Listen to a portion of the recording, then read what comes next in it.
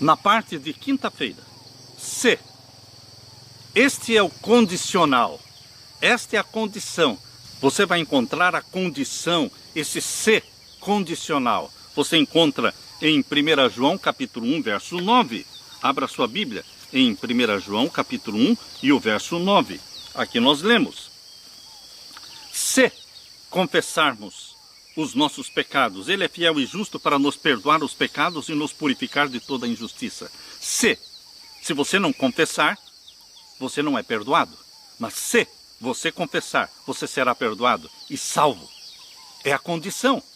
Nós temos que fazer alguma coisa. Não é Deus que faz tudo e você não faz nada. A aliança de Deus envolve a parte de Deus e a parte humana. Abra sua Bíblia também em Isaías capítulo 58 e o verso 13. Isaías capítulo 58 e o verso 13. Aqui nós lemos: se desviares o teu pé do sábado, e de fazer a tua vontade no meu santo dia, e se chamares ao sábado deleitoso e santo dia do Senhor, digno de honra, e o honrares, não seguindo os teus caminhos, nem pretendendo fazer a tua própria vontade, nem falar as tuas próprias palavras, então te deleitarás no Senhor, e te farei cavalgar sobre as alturas da terra, e te sustentarei com a herança do teu pai Jacó, porque a boca do Senhor o disse. Esta bênção, esta promessa, ela começa com uma condição: se desviares o teu pé do sábado. Queridos, Deus sempre coloca a condição. Abra sua Bíblia também em Isaías 58, verso 10. Aqui diz: se abrires a tua alma ao faminto. Veja só, a condição colocada por Deus. Se abrires a tua alma ao faminto e fartares a alma aflita, então a tua luz nascerá nas trevas e a tua escuridão será como o meio-dia. Abra sua Bíblia também em Isaías capítulo 1 e o verso 19. Isaías capítulo 1 e o verso 19. Aqui nós lemos: se quiserdes e ouvirdes, comereis o bem desta terra. E se você não quiser, você não vai comer o bem desta terra. Você não vai ser salvo. Mas se você quiser, e se você ouvir a palavra, a voz de Deus, você vai poder comer o bem desta terra. Mas, verso 20, se recusardes e fordes rebeldes, sereis devorados à espada, porque a boca do Senhor o disse. Se você quiser, será abençoado e salvo. Mas, se você recusar e for rebelde, você será devorado à espada, porque a boca do Senhor o falou. Você pode abrir a sua Bíblia também em Jeremias capítulo 29. Jeremias capítulo 29 e vamos ler então o verso 13. E buscar-me-eis e me achareis, quando me buscardes de todo o vosso coração. Está vendo a condição? Então me invocareis e ireis e orareis a mim, e eu vos ouvirei, e buscar-me-eis e me achareis, quando me buscardes de todo o vosso coração. E se nós buscarmos a Deus, mas não de todo o coração, não vai se cumprir a promessa. Existe sempre uma condição. Deus é conhecido como o Deus da graça. Mas a graça estabelece condições. Noé teve que construir a arca. Se Noé não tivesse construído a arca, ele teria se perdido com a sua família. E Abraão? Abraão teve que sair de Ur dos Caldeus. Abraão teve que oferecer o seu filho Isaque em sacrifício, mas Deus disse: basta, Abraão, agora eu sei que tu me amas, porque tu não me negaste o teu único filho. Queridos, Deus é um Deus cheio de graça, mas tanto na vida de Noé, houve obediência, na vida de Abraão, houve obediência. Ló, ele teve que sair de Sodoma e Gomorra. Se ele ficasse lá, ele teria perecido. Deus reconheceu abertamente a fiel obediência de Abraão aos seus mandamentos, preceitos, estatutos e leis. Gênesis 26, verso 5. Ele esperava esse estilo de vida de seus parceiros humanos na aliança. A declaração completa da aliança bíblica no Sinai tornou evidente que a obediência é um dos aspectos fundamentais da aliança. No Antigo Testamento e no Novo Testamento existe sim a lei, a obediência. Em Êxodo, capítulo 19, verso 5, Deus diz assim: agora, pois, Se diligentemente ouvirdes a minha voz e guardardes o meu conserto. Veja a condição. Se diligentemente ouvirdes a minha voz e guardardes o meu conserto, então sereis a minha propriedade peculiar dentre todos os povos, porque toda a terra é minha. Deus colocando o quê? A condição. É inegável o aspecto condicional da aliança. Embora tenham sido concedidas pela graça, embora sejam imerecidas, embora fossem um presente para eles, as promessas da aliança não eram incondicionais. O povo poderia rejeitar o presente, negar a graça e abandonar as promessas.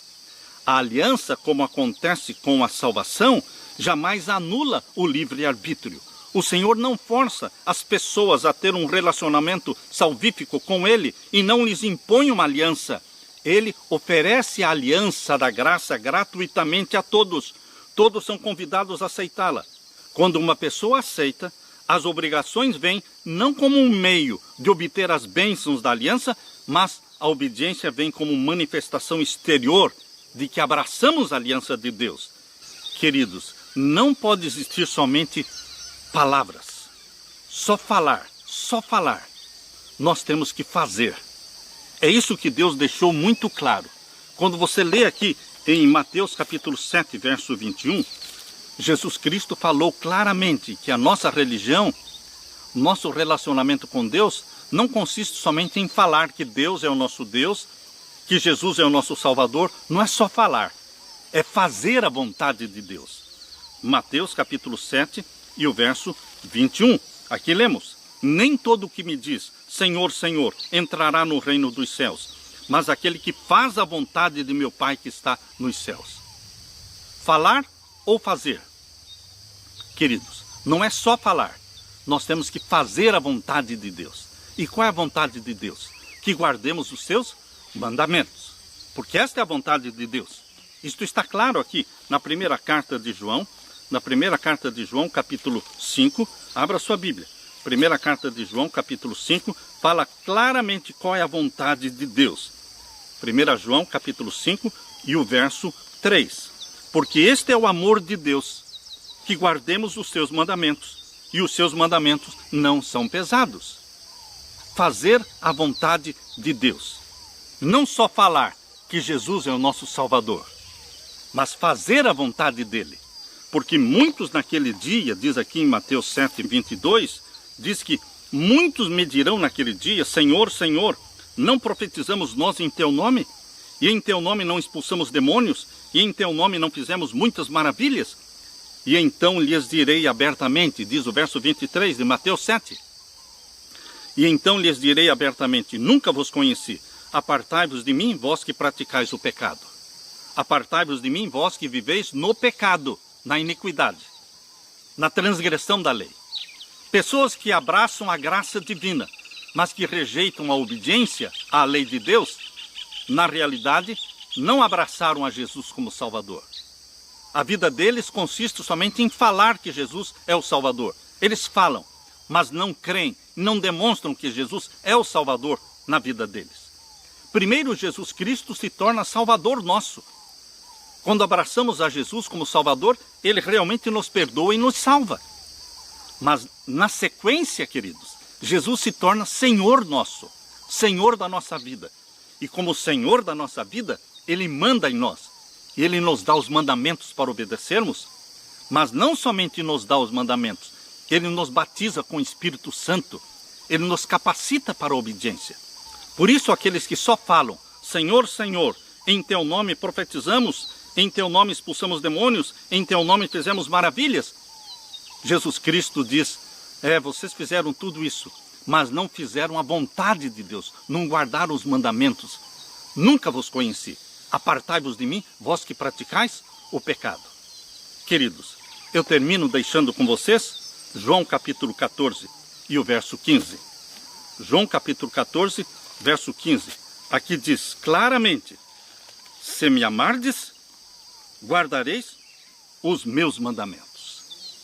Você ama Jesus Cristo? Você abraçou a graça de nosso Senhor Jesus Cristo? Sim, louvado seja Deus. Então agora Jesus se tornou Senhor na sua vida. Guarde os seus mandamentos. Que Jesus Cristo seja o seu Salvador, que Jesus Cristo seja o seu Senhor, o nosso Senhor. Eis-me aqui, Senhor, para fazer a tua vontade. Deleito-me em fazer a tua vontade, ó Deus. A tua lei está dentro do meu coração. Aleluia! Fique, portanto, meu querido irmão, com a graça e com a paz de meu Jesus. Amém.